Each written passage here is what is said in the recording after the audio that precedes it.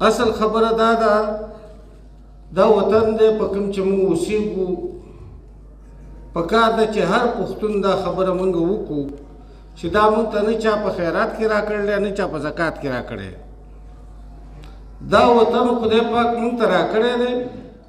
زموږ پلرونو نیکونو د خپل سر په قربانۍ باندې ساتلی دی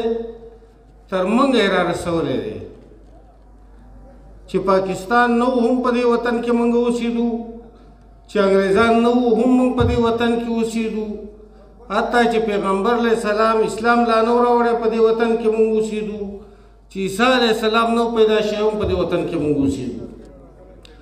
نو د دې وطن هر دشمن دی دا په ذهن کې وساتي چې دا وطن موږ پرېښودی نه شو او دا موږ چاته ورکولی نه شو عزیزانو د جرګې په باره کې دوه تجاویز راغلي دي زه به دا خبرې چې کوم دا اعلامیه به هم په دې کې راټوله کړمه چې ستاسو وخت جدا نه نیسو یو دا ده چې موږ جرګه پراخو ملکنډ ډویژن سطحې ته یې رسوو په هغې موږ اتفاق کړی دی دا مشران ملګري ناست دي که په میټینګ کې دا نومونه ورکوي که دغسې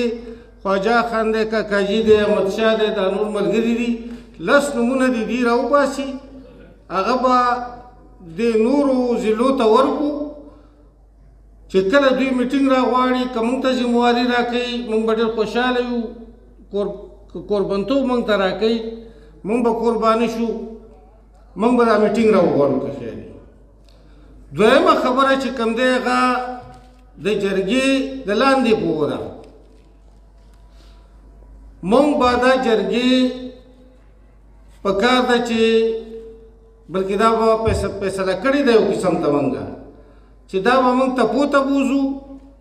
او د تپو نه به لاندې بیا کلو ته بوځو د کلو په سطح به هم دا جرګې جوړو زموږ ګیله شته په تېره دهشتګردۍ کې د علماو نه هم ګیله شته د قومي مشرانو خانانو نه هم ګیله شته د خوارو غریبو خلکو نه هم ګیله شته د علماو نه دا ګیله ده چې 3 کاله 4 کاله مسلسل په دې لاوډ سپیکرو باندې دا خلک لګیاو د اسلام یو ناروا تعبیر یې روان کړی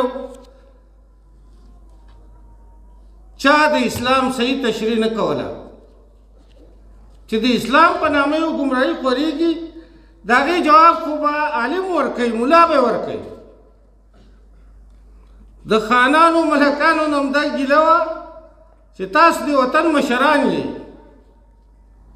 چې دا بربادي شروع کېده هر یو به پټ دیګونه لېږل چې یاره زما ورسره تعلق ښه دی پرېږده دا بل خان به خراب ماله به وټونه خلک ډېر راکړي خوارو غریبو خلکو ته هم دا ګیله وه چې خوارو غریبو خلکو دا وي چې یاره دا خو د خانانو خلاف دي موږ ته څه نه وایي څه بیا تاسو ولیدو چې نه یو خان پرېښو نه یو ملک پرېښو نه یې دوبي پرېښو نه یې نایب پرېښو نه یې درزي پرېښو او نه مولوي صاحب ته یې پرېښودی تېر څه چې وشو هغه وشو البته مولوي صاحب اوس ستا هم امتحان دی زمونږ د سیاسي خلکو هم امتحان دی د مشرانو هم امتحان دی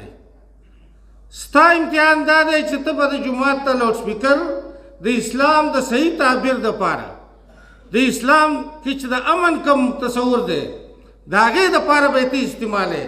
دا لړمانان او ماران دا مونږ ډېر اورېدلي دي خبر یو پې چې دا شته خو چې دا دلته کوم لړمان او ماران دي دا زه که په دې باندې خبره ته وکړه خانانو ملکانو ته دا خبره کوو چې د ځانه د پولادو قلاګانې تام کړئ او د امریکې پوځونه ودروئ خو چې د سوات ته خلک بربادي ستاسو دا د پولادو قلاګانې نشي پاتې کېدی دې کام سره به ودرېږئ او دارنګه چې کوم هم د دې وطن اوسېدونکي پښتانه دي خوار غریب خلک دي هغو ته دا خبره کوو چې په دې سوات کې امن دي ستا به روزګاري ستا به دوکانداري ته به د پړې مزدوري وکړې ستا بچه ته اسپتال ته لاړ شي سبق به ووایي او تعلیم به وکړي خو چې دا تورې تیارې د باندې مسلطې شي بیا ته څه کولی شي؟ نو دا یو قامي خبره ده. دې ته به ټول قام ودرېږو او ټول قام به داسې ودرېږو چې دا جرګه به موږ کلي کلي ته رسوو او په کلو کې دلته مشرانو دا خبرې وکړې. زه به پکې لږ ترمیم کوم. مطلب منګه یقینا دلته دهشتګردي نه غواړو په خاوره باندې، په خپله خاوره باندې موږ امن غواړو. په دې باندې د سوات لوی واړه بلکې زه هم د سوات لیوني پې اوس هم پوهېږي چې دا دهشتګردي څنګه جوړه شوه او چا جوړه کړه. بار بار موږ په جلسو کې دا خبرې کړي دي، په جرګو کې هم کړي دي. خوند ناله هم نه کوي چې یاره موږ خامخا د دې ملک پوځونه یادوو یا یې جاسوسي ادارې یادوو. خو دوی ته خامخا دا وایو چې دا خلک ټول په دې باندې متفق دی چې دا کار تاسو کړی. دلته د ټیکسونو خبره روانه ده. موږ پاکستان ستاسو سره منلی دی، د زړه نه هم منلی دی. که څه هم زه د دې ځینو مشرانو د دې خبرې سره نه یم متفق چې د پاکستان سره د موږ نور اختر وکړو او نور د ورسره روژه ونیسو. ته یې د پېښور سره ول نه کوې، ته یې د ملکنډ سره ول نه کوې، ته یې د بنو سره ول نه کوې. خو سواتیانو لیوني یې که نه چې تاسو لیوني نه یې، تاسو به د اسلام آباد سره روژه نیوه. چې څوک روژې نه نیسي د هغه سره ته روژې نیسي. دغه خبرو سره نه یو. البته پاکستان موږ منلی دی، زموږ ملک دی، موږ له به امن نه کوي. بله خبره د ایکسپریس وی ده. په ایکسپریس وی باندې د سوات د ډسټرکټ کونسل 2 قرارداد پراته دي چې وروره د سیند په غاړه جوړ کړي. صوبایي اسمبلۍ په دې باندې قرارداد راوستی دی. وقار خان د خدای وبخي چې دا به په هغه ځای جوړېږي چې ځمکې نه متاثره کېږي. په سینټ کې سټینډینګ کمیټۍ کې عثمان خان شهید د هغې نه منظور شوی دی. بیا سینټ ته دې دغه ورکړی دی اپروول چې دا به په سیند کې د پله په شکل به ځي دا موټر وی. اوس چې ته وزیر اعلی صاحب سینټ نه منې،